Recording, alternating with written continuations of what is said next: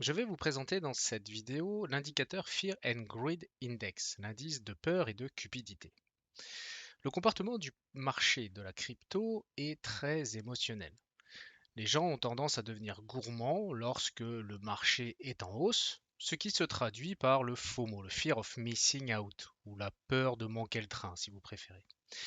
Et à l'opposé, on a l'effet inverse qui se traduit également lorsque tout le monde panique en même temps et que l'irrationalité prend le dessus sur les investisseurs.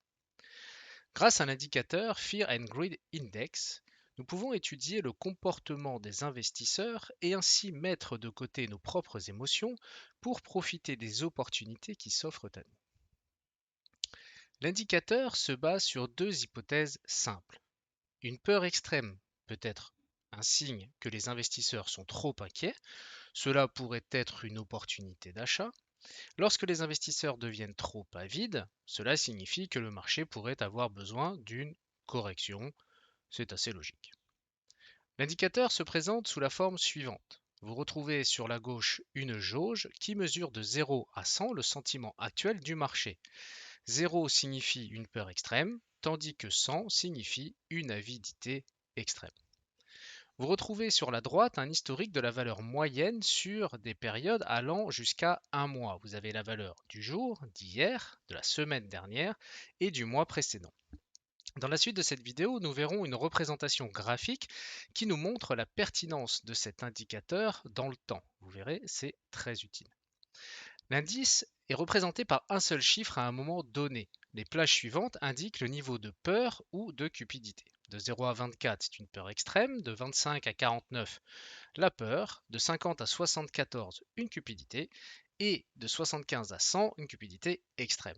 Théoriquement, nous dirons que nous cherchons à acheter lorsque l'indicateur est compris entre 0 et 24 et à encaisser des bénéfices lorsqu'il est compris entre 75 et 100. Nous allons maintenant voir ensemble comment est calculé cet indicateur pour mieux le comprendre. Mais avant de continuer, si vous souhaitez en apprendre toujours plus sur les crypto-monnaies, je vous rappelle de vous abonner à la chaîne. Pensez également à activer la cloche et à liker cette vidéo. C'est notre seule récompense. Comme tout autre indice, le Crypto Fear and Greed Index intègre plusieurs données pour former un seul indicateur. Ces données ne concernent que Bitcoin.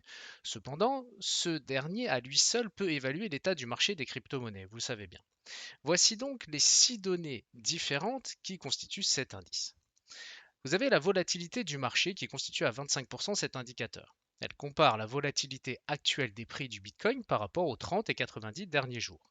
Une volatilité exceptionnellement élevée peut indiquer que le marché est beaucoup trop craintif. Le momentum et le volume, à 25% dans l'indicateur. C'est la combinaison du momentum, c'est-à-dire la vélocité d'une tendance, et du volume d'échange du jour sur le Bitcoin. Les données obtenues sont comparées aux moyennes des 30 et 90 derniers jours. Généralement, lorsqu'est constaté quotidiennement des volumes d'achat élevés dans un marché haussier, la conclusion est que le marché agit de manière trop positive. Vous avez également les sondages à hauteur de 15%. Ce sont des enquêtes réalisées auprès des investisseurs volontaires. Néanmoins, cette source d'information est suspendue depuis un certain temps et n'est donc pas utilisée au moment de la rédaction de cette vidéo. On a également les médias sociaux. On analyse du total des messages publiés sur divers hashtags utilisés sur Twitter en fonction du taux d'engagement généré par chacun des tweets. On tient compte également de la dominance du Bitcoin à hauteur de 10%. C'est le suivi de l'évolution de la dominance du Bitcoin sur le reste du marché des crypto-monnaies. L'outil considère que son augmentation représente la peur des investissements en altcoins, qui sont jugés plus risqués. Et enfin, pour terminer, à hauteur de 10%, la tendance des recherches. En l'occurrence, c'est l'extraction des données Google Trends relatives aux requêtes en lien avec le Bitcoin. S'ensuit une analyse des changements constatés dans les volumes de recherche. Maintenant que nous avons compris l'indicateur et que nous savons de quoi il est constitué, je vous propose de retrouver une représentation graphique de cet indicateur directement sur le cours du Bitcoin. Et vous allez voir que c'est très pertinent pour savoir comment interpréter et profiter de cet indicateur. Vous constaterez sur le graphique ci-dessous que l'indice Fear and Greed est superposé au cours du BTC dans le temps. Cela ajoute une nouvelle dimension à l'indicateur qui permet aux investisseurs de comprendre comment l'indice interagit historiquement avec le prix. Je pense que vous voyez déjà à quoi je veux en venir. Force est de constater ici que chaque période de pessimisme sur les marchés a été corrigée à la hausse, voire a même déclenché certains bull runs.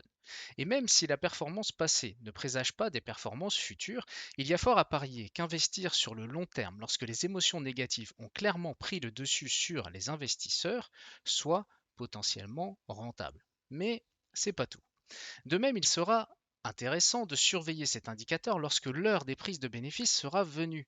Lorsque la cupidité est à son maximum entre 75 et 100 et qu'il redescend entre 50 et 75, il peut être judicieux d'encaisser au moins une partie des bénéfices réalisés.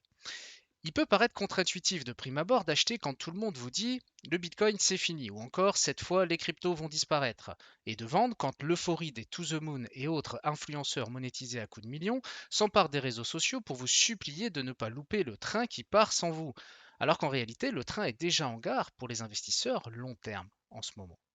Bien entendu, tout ceci ne sont pas des conseils en investissement et je vous invite à vous forger votre propre opinion avant d'investir uniquement de l'argent que vous seriez potentiellement prêt à perdre. Enfin, je terminerai en vous citant le proverbe ou le conseil de Warren Buffett qui a probablement le plus contribué à sa richesse. Soyez craintifs quand les autres sont avides et soyez avides quand les autres sont craintifs.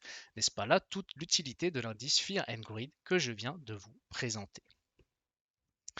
Maintenant, vous pouvez retrouver les informations mentionnées dans cette présentation aux adresses suivantes sur alternative.me et sur lookintobitcoin.com.